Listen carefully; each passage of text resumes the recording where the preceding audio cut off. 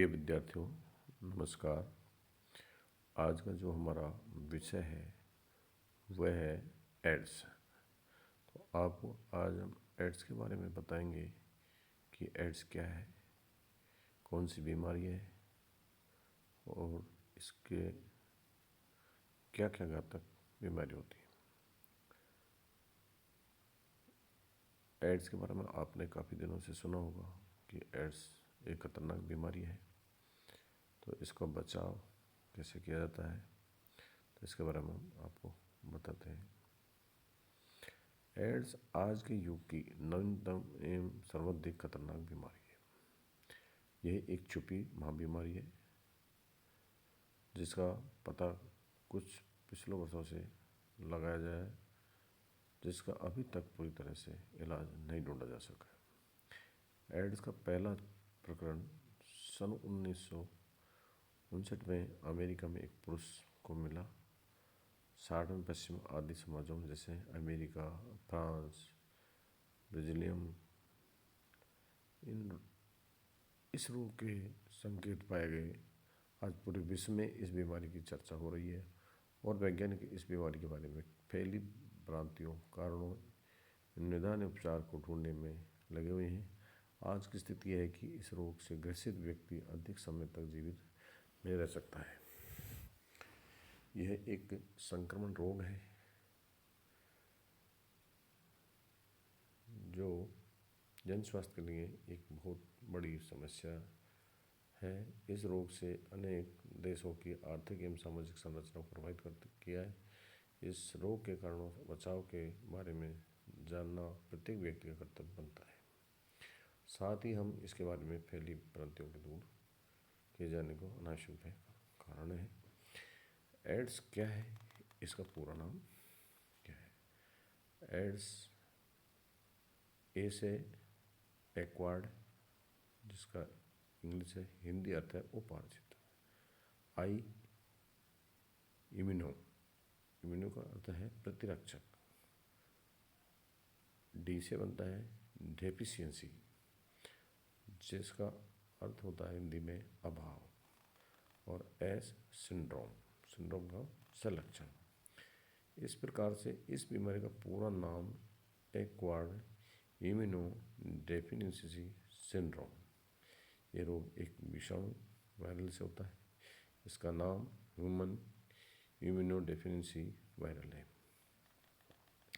जिसे हम संक्षेप में HIV कहते हैं।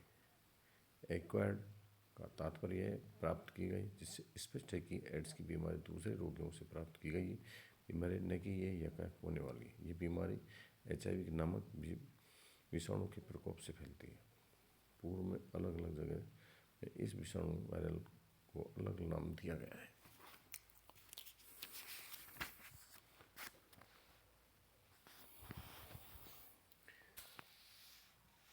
HIV विषाणु सरल पदार्थ जिसमें थोड़ा सा भी म्यूकस होता है और ये माध्यम से प्रभावित होता है।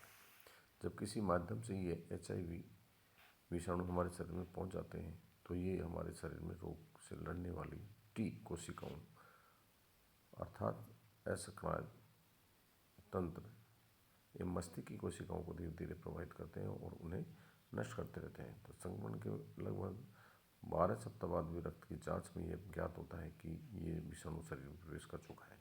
जिस व्यक्ति के शरीर में ये एड्स रोग के विषाणु होते हैं उसे HIV पॉजिटिव कहते हैं। ऐसे व्यक्ति के शरीर की प्रतिरक्षात्मक क्षमता समाप्त हो जाती है।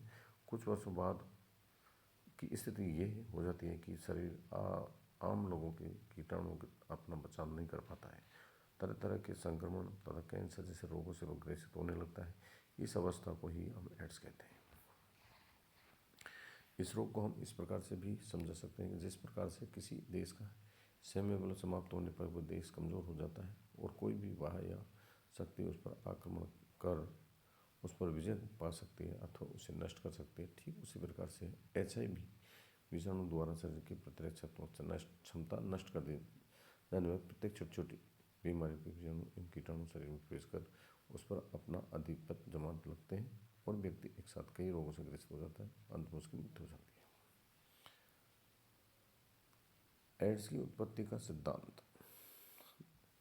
रेनी सेविटर ने की इस पुस्तक में लिखा है कि HIV विषाणु जो कि एक एड्स का कारण है की उत्पत्ति के बारे में 3 सिद्धांतों को उल्लेख किया गया। नंबर 1, पुरातन रोग का सिद्धांत है। सेविटियर का मतलब है कि एड्स एक पुराना रोग है जिसके बारे में लोगों को पहले ज्ञात नहीं था। वर्तमान में विज्ञापन इसे खोज निकाला है, विज्ञान ने इसको खोज निकाला है। दूसरा है प्राकृतिक वायरस का सिद्धांत। एक मान्यता है कि एड्स मानव के अलावा अन्य नस्ल जैसे बंदर, लंगूर, चिंपांजी आदि में पाई जाने वाली प्राकृतिक वायरस बीमारी से पैदा होती है। तीसरा है प्रयोगशाला सिद्धांत। एड्स प्रयोगशाला में जानबूझकर अथवा या किसी विशेष उद्देश्य या अकस्मात रूप से पैदा हुई बीमारी है। अभी तक एड्स का लाइवजान रोग माना जाता है और वैज्ञानिक इसके उपचार के लिए टीका एवं दवाइयों की खोज निरंतर प्रगतिशील है। एड्स के विषाणु कहाँ रहते हैं इसके बारे में आपको बताते हैं।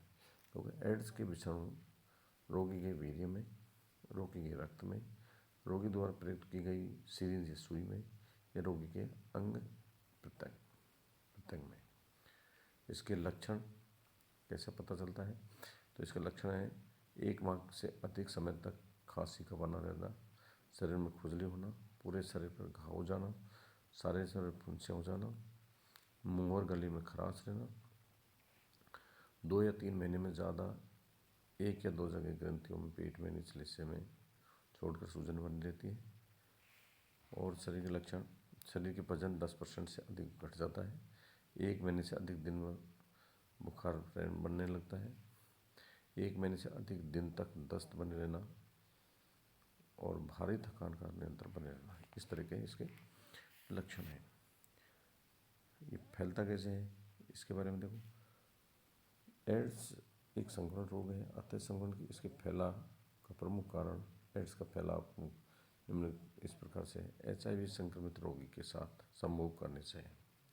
संक्रमित रोगी द्वारा प्रयुक्त सुई सिरिंज का प्रयोग करने से भी, HIV की संक्रमित रक्त की अन्य स्वस्थ व्यक्ति के रक्त के स्तनपत्र से भी, और संक्रमित माँ से शिशु को जन्म देने से पूर्व, प्रसव के समय या प्रसव के शीघ्र बाद, और संक्रमित रोगी के अंग प्रत्यंग में भी स्वस्थ व्यक्ति को प्रत्यारोपण बनने से ये सभी सर्वाधिक जोखिम वाले समूह हैं।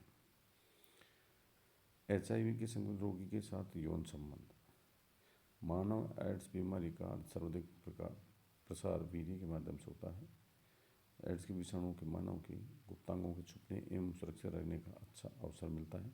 अतः जब भी कोई स्वस्थ व्यक्ति एड्स संक्रमित रोगों से यौन संपर्क करता है तो रोगी के विषाणु स्वस्थ शरीर वीर्य के माध्यम से प्रवेश कर जाते हैं और उसे रोगी बना देते हैं। जैसे लोगों के जीवन संबंध कई स्त्री पुरुषों के साथ में अथवा वैश्यों के साथ में होता है। नंबर 2 पे है सुई या सिरिंज का प्रयोग करने से। एड्स रोगी संक्रमित रोगी की सुई या सिरिंज के प्रयोग से यदि बिना शुद्ध किए हुए स्वस्थ व्यक्ति के लिए किया जाता है तो उसे एड्स हो सकता है, क्योंकि सुई व सिरिंज का संपर्क रोगी से के रक्त से होता है और इस रोग से विषाणु उस पर चिपक जाते हैं। और जब वह सुई स्वस्थ व्यक्ति के इंजेक्शन के लिए प्रयुक्त की जाती है तो विषाणु उसके शरीर में पहुंच जाते हैं। यही कारण है कि मदमस्त युवक युवतियाँ जो कि जवानी के जोश में अपना जोश खोकर हीरोइन जैसी घातक नशीली दवाइयों का सेवन कर लेते हैं और जो इंजेक्शन के माध्यम से नशीले पदार्थों का प्रयोग करते हैं वे भी इस रोग से फैला रहे हैं। तीसरा है रक्त स्थापना। जब एक व्यक्ति HIV विषाणु के संक्रमित हो और यदि उसका रक्त किसी अन्य व्यक्ति को दिया जाए तो यह रोग नहीं हो रहा है तो यह व्यक्ति भी एड्स का शिकार हो जाता है, क्योंकि रोगी का दूषित रक्त उस व्यक्ति के रक्त में भी HIV कर देता है। चौथा है संक्रमित माँ के शिशु से। तो यदि HIV की संक्रमित गर्भवती हो जाती है तो यह होने वाली संतान को जन्म देने से पूर्व गर्भ में ही जन्म के समय या प्रसव के शीघ्र बाद शिशु को HIV के विषाणु संक्रमित करते हैं। इस प्रकार के संक्रमण को नहीं रोका जा सकता।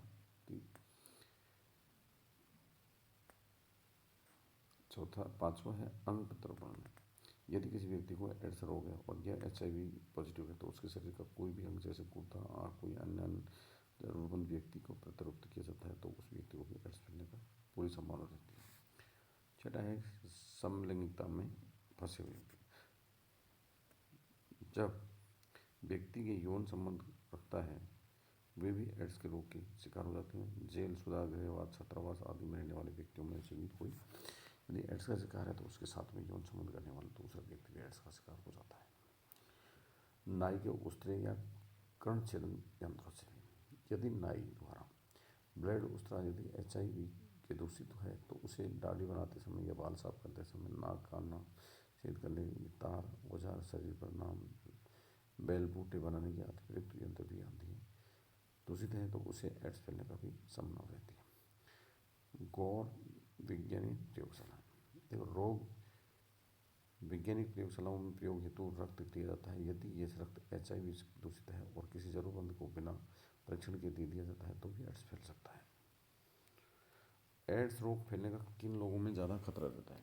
देखो, एक से अधिक लोगों के यौन संबंध रखने वाले, वेश्यावृत्ति करने वाले स्त्री, यौन संपर्क वाले, नशीले पदार्थ इंजेक्शन द्वारा लेने वाले व्यक्ति को, यौन रोगों से पीड़ित व्यक्ति को, एड्स से संक्रमित माँ से पैदा होने वाले बच्चे को, बिना जांच के रक्त आदान प्रदान करने वाले व्यक्ति को, समलिंगी यौन संबंध रखने वाले व्यक्ति को और पेशेवर रक्त भेजने वाले व्यक्ति को और एड्स से ग्रसित पति द्वारा पत्नी को।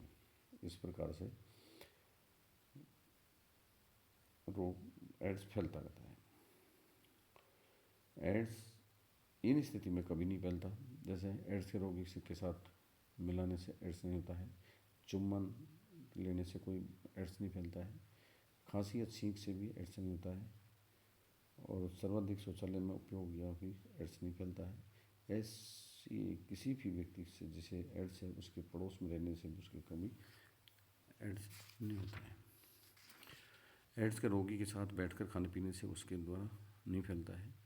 स्विमिंग पूल में एड्स के रोगी के साथ तैरने से भी नहीं फैलता है। एक दूसरे के वस्त्र पहनने से भी या बिस्तर में सोने से भी एड्स नहीं होता है। बच्चों के साथ खेलने से भी एड्स नहीं होता है। यदि कोई मच्छर एड्स से पीड़ित व्यक्ति को काटने के पश्चात स्वस्थ व्यक्ति को काटता है तो भी उसे एड्स की संभावना नहीं रहती है। संक्रमित माता पिता शिशु के दूध पान कराने पर भी शिशु के एड्स नहीं होता है। माँ का दूध स्वतः ही बच्चे के लिए श्वासवर्धक होता है। एड्स के रोगी के साथ यात्रा करने से भी एड्स कभी नहीं होता है। धन्यवाद।